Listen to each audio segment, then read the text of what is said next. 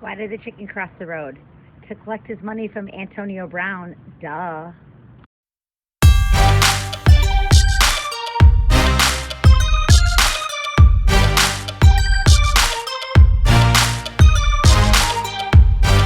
Hey guys, it's Kristin, and I'm back with my second episode of Stardom or Sit-em with Kristin. So last week we had some really good information. I think I only missed on like 2, maybe 3 guys, so I hope it helped your fantasy team. So here we go, week 3. Let's start with quarterbacks. Patrick Mahomes is your number 1 quarterback this week, but Dak Prescott, I love Dak Prescott at Miami. He's exceeded his points by 23.4 points this season so far. Dak Prescott's looking good, and you definitely want to start him at Miami.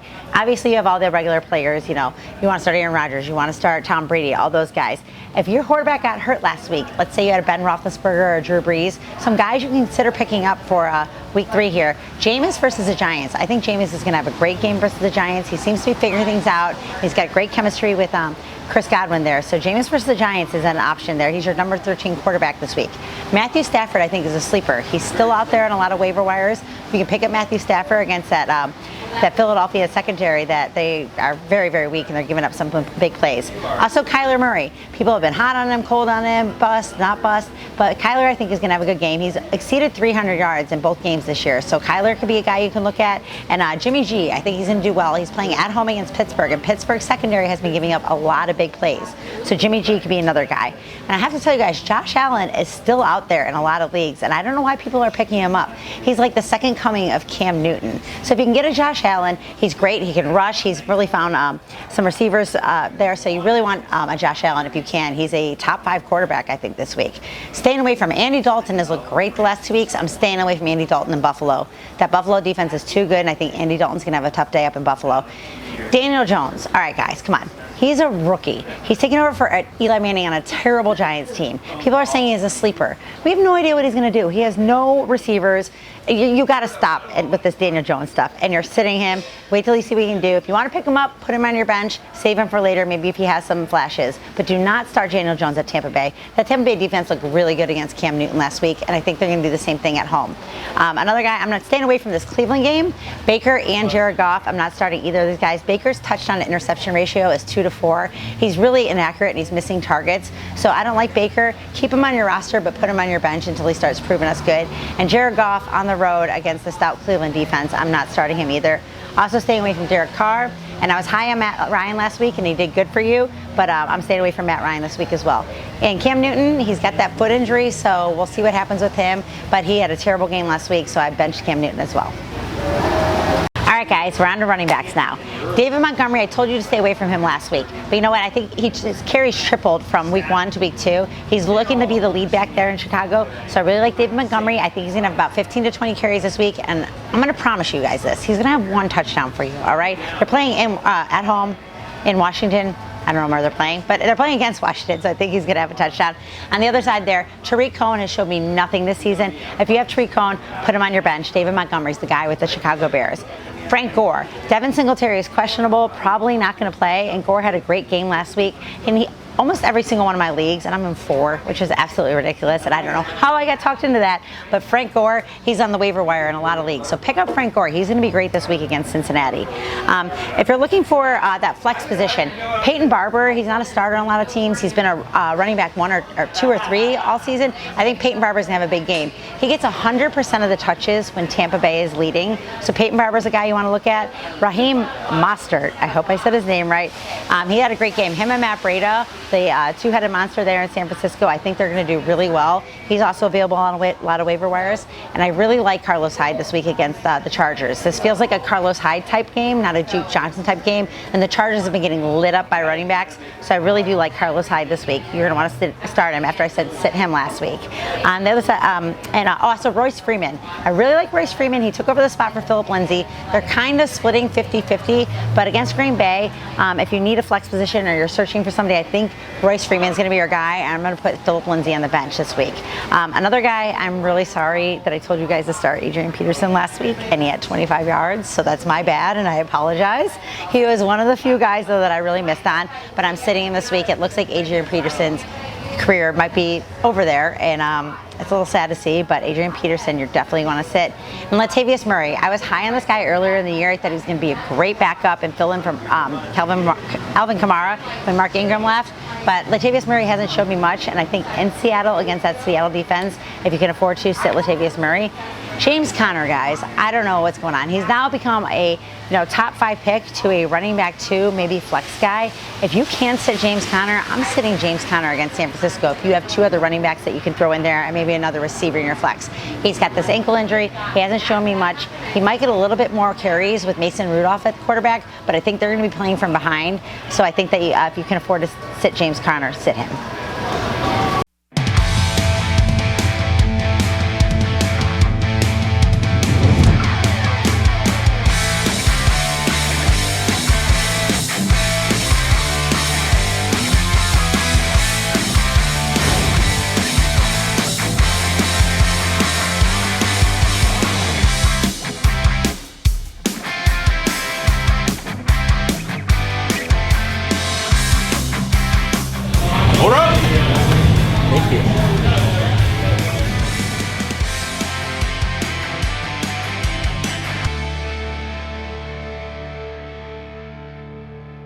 Under our wide receivers. Last week I told you I didn't like the Minnesota receivers against Green Bay, but I really like them at home versus Oakland. If you have Thielen or Diggs, I want you to start them this week. They're projected both over 10 points. I think that's low. I think they're going to be a little bit higher than that. So if you have either of those receivers, you're going to want to start them.